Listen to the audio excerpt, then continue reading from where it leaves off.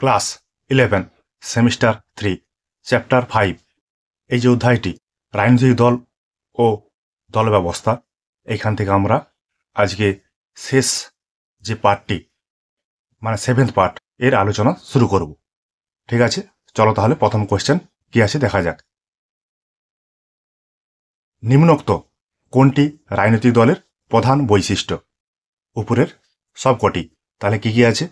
নির্দিষ্ট দলের সদস্যগণ অভিন্ন মতাদর্শে বিশ্বাসী, নির্বাচনে জয়লাভের মাধ্যমে ক্ষমতা দখল, গয়ে আছে সামাজিক যোগাযোগের মাধ্যমে মতামত গঠন।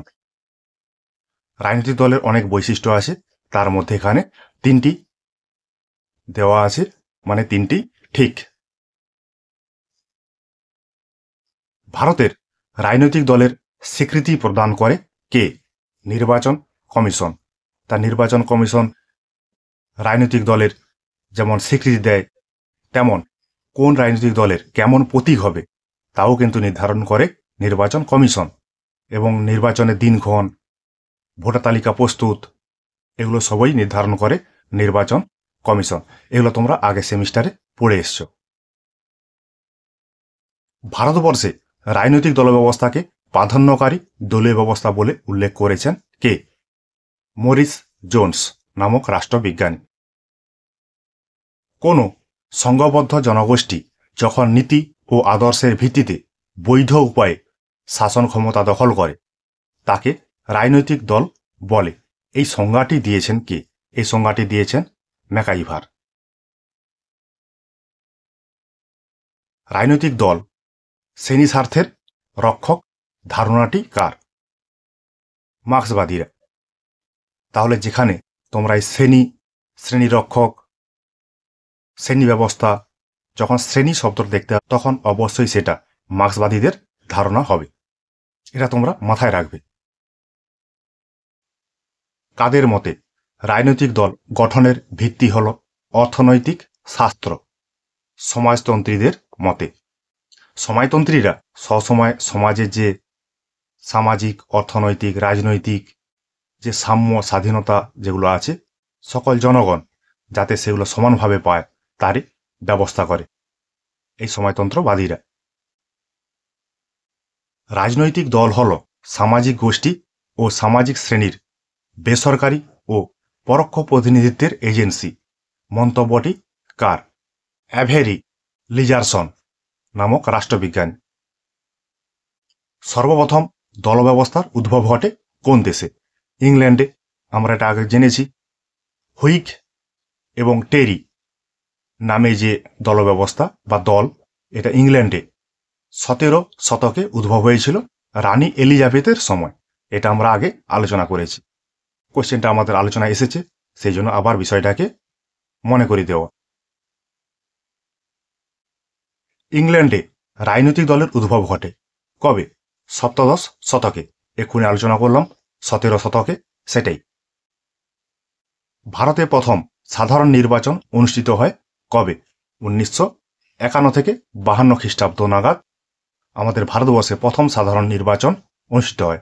এখানে কোশ্চেনটা এরকম হতে পারে যে ভারতের প্রথম লোকসভা নির্বাচন কবে অনুষ্ঠিত হয়েছিল? একই উত্তর, 1951 থেকে 52 সাল। ভারতীয় জাতীয় দল হিসাবে স্বীকৃতির জন্য কোনো রাজনৈতিক দলকে কমপক্ষে কয়টি রাজ্যে উপস্থিত থাকতে হবে? 4টি রাজ্যে উপস্থিত থাকতে হবে। এবং আরেকটা জিনিস কি, টোটাল যে ভোট, বৈধ ভোট অবশ্যই হতে হবে। বৈধ ভোটের 6% পেলেই একটি দল জাতীয় দল হিসাবে স্বীকৃতি পাবে। তাহলে 4টি রাজ্যে থাকতে হবে এবং তার সঙ্গে 6% ভোট পেতে হবে। ভারতে প্রথম নির্বাচনে কোন রাজনৈতিক দল জয়লাভ করেছিল? তোমরা সবাই জানো, জাতীয় কংগ্রেস। ভারতে প্রথম সাধারণ নির্বাচনে কতগুলি রাজনৈতিক দল অংশগ্রহণ করেছিল? 54টি রাজনৈতিক দল অংশগ্রহণ করেছিল প্রথম নির্বাচনে। প্রথম লোকসভা নির্বাচনে কংগ্রেস কত শতাংশ ভোট লাভ করে? 45% ভোট লাভ করেছিল প্রথম নির্বাচনে, লোকসভা নির্বাচনে। 1980 খ্রিস্টাব্দের লোকসভা নির্বাচনকে শরদ পাওয়ার কি বলে অভিহিত করেছিলেন? গণভোট। ভারতের ষোড়শ লোকসভা নির্বাচন অনুষ্ঠিত হয় কত সালে? 2014 সালে ভারতের ষোড়শ লোকসভা নির্বাচন অনুষ্ঠিত হয়েছিল। এই লোকসভা নির্বাচনে তোমরা সবাই জানো নরেন্দ্র মোদী আমাদের ভারতবর্ষের প্রধানমন্ত্রী হয়েছিলেন। এনডিএ যে জোট, সেই এনডিএ জোটের প্রধানমন্ত্রী নরেন্দ্র মোদী, যেটা এখনো পর্যন্ত চলছে। ষোড়শ লোকসভা নির্বাচনে আঞ্চলিক দল হিসাবে স্বীকৃতি লাভ করেছিল কতগুলি দল? 41টি দল আঞ্চলিক দল। 41টি আঞ্চলিক দল ষোড়শ লোকসভা নির্বাচনে স্বীকৃতি লাভ করেছিল। ভারতে এখনো পর্যন্ত লোকসভা নির্বাচন অনুষ্ঠিত হয়েছে কতবার? 18 বার। মানে 2024 সালে যে লোকসভা নির্বাচন হয়েছিল সেটা হচ্ছে অষ্টাদশ লোকসভা নির্বাচন। এই জন্য এখানে 18 কথাটি লেখা আছে, মানে 18ই অ্যান্সার হবে। ভারতের শেষ বা অষ্টাদশ লোকসভা নির্বাচন অনুষ্ঠিত হয় কবে? 2024 সালে। জাতীয় কংগ্রেস হলো একটি কিরকম দল? ডানপন্থী দল। এখানে বামপন্থী দলের কথা বলা আছে। বামপন্থী হচ্ছে তোমার সিপিআই, সিপিএম, এইসব হচ্ছে দলকে তোমার বামপন্থী দল বলা হয়। ধর্মভিত্তিক দল তোমরা জানো। এবং অতি বাম যে দলগুলি, সেগুলো আমাদের এখানে ভারতবর্ষে স্বীকৃতি দেওয়া হয় না। কংগ্রেস দলের মধ্যে প্রথম ভাঙন পরিলক্ষিত হয় কত সালে? 1969 সালে। 1969 সালে যে কংগ্রেসে প্রথম ভাঙন দেখা দেয়, সেই ভাঙনের ফলে কংগ্রেস দুটি ভাগে বিভক্ত হয়ে যায়। একটি তোমার কংগ্রেস আর, অন্যটি কংগ্রেস ও। তারপর 1978 সাল, এই সময়েও আবার কংগ্রেস আর ভেঙে তৈরি হয় কংগ্রেস আই, মানে ইন্দিরা। আবার 1979 সালে কংগ্রেস আই ভেঙে তৈরি হয় কংগ্রেস ইউ। আবার কংগ্রেস ইউ ভেঙে তৈরি হয় কংগ্রেস এস। তবে 1981 সালে এসে কংগ্রেস আই যে দলটি, সেই দলটিকে নির্বাচন কমিশন জাতীয় দলের তকমা দেয়। আবার এই দলটি ভেঙে, মানে কংগ্রেস আই যে দলটি ছিল, সেই দলটি ভেঙে 1998 সালে তৃণমূল তৈরি হয়, টিএমসি, যেটা বর্তমানকালে পশ্চিমবঙ্গের শাসক দল। এইভাবে কংগ্রেস যে দলটি অনেকবার ভাঙন ধরেছে এবং তা থেকে নতুন দলের উৎপত্তি হয়েছে। 1978 খ্রিস্টাব্দে শাসক দল কংগ্রেস ভেঙে কটি দলের উদ্ভব হয়? দুটি দলের উদ্ভব হয়, মানে কংগ্রেস আর, কংগ্রেস আই, এই দুটি দলে বিভক্ত হয়ে পড়ে 1978 সালে কংগ্রেস। সেই কোশ্চেনটাকে আবার ঘুরে দেওয়া আছে, কত খ্রিস্টাব্দে কংগ্রেস দ্বিখণ্ডিত হয়ে যায়? 1978 খ্রিস্টাব্দে। কংগ্রেস আই দল গঠিত হয় কার নেতৃত্বে? ইন্দিরা গান্ধীর নেতৃত্বে। এই যে আই অক্ষরটি লেখা আছে, এর মানে হচ্ছে ইন্দিরা গান্ধী। কংগ্রেসের অভ্যন্তরে বিপর্যয় বিশৃঙ্খলা মোকাবিলা করার জন্য শ্রীমতী ইন্দিরা গান্ধী কি করেছিলেন, মানে কি ব্যবস্থা গ্রহণ করেছিলেন? জাতীয় জরুরি অবস্থা ঘোষণা করেছিলেন 1975 খ্রিস্টাব্দ। কিসের জন্য? কংগ্রেসের অভ্যন্তরে বিশৃঙ্খলা এবং বিপর্যয়ের কারণে সেটাকে মোকাবিলা করতে হবে। সে মোকাবিলা করার জন্য জাতীয় জরুরি অবস্থা ঘোষণা করা হয়েছিল। একদলীয় রাজনৈতিক ব্যবস্থা পরিলক্ষিত করা যায় কোথায়?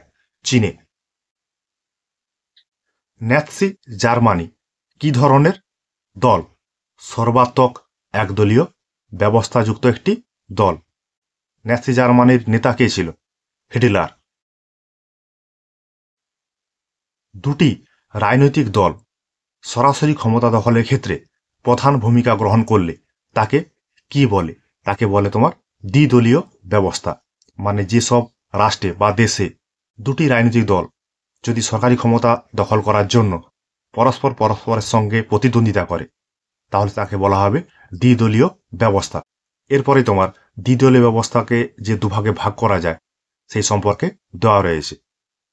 যে ব্যবস্থায় দুটি দলের আদর্শের মধ্যে সুস্পষ্ট পার্থক্য লক্ষ্য করা যায় তাকে কি বলে? তাকে বলে সুস্পষ্ট দ্বিদলীয় ব্যবস্থা। এই সুস্পষ্ট দ্বিদলীয় ব্যবস্থা দেখা যায় ব্রিটেন ও নিউজিল্যান্ডে। তাহলে এখানে দুটি যে রাজনৈতিক দল আছে তাদের মতামত, আদর্শ অবশ্যই সুস্পষ্টভাবে দেখতে পাওয়া যাবে, তখন তাকে বলা হবে সুস্পষ্ট দ্বিদলীয় ব্যবস্থা। যে ব্যবস্থায় প্রধান দুটি দলের আদর্শের মধ্যে সুস্পষ্ট পার্থক্য নির্ণয় করা যায় না তাকে কি বলে? তাকে বলা হয় তোমার অস্পষ্ট দ্বিদলীয় ব্যবস্থা।